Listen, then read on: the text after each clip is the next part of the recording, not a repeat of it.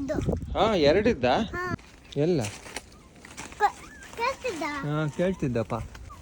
ಇನ್ನು ಕಣ್ಣೇ ಸ್ವಲ್ಪ ತೆಗ್ದು ಇದಿದ್ದಲ್ಲ, ಇನ್ನು ಕಣ್ಣು ತೆಕ್ಕಂದಿದ್ದು. ಹೌದಾ? ಇನ್ನು ದೊಡ್ಡನೇ ಇದ್ದಿಲ್ಲ.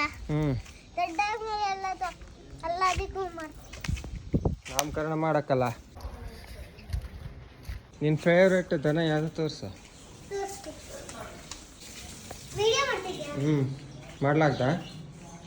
ಆಮೇಲೆ ಇದು ಅಲ್ಲ ಮುದ್ದು ವಿಡಿಯೋ ಮಾಡ್ಲಕ್ಕ ಮಾಡು. ಅಡ್ಡಿಲ್ಲ ಮಾಡು. ಎಂತ ಆಗ್ತದೆ.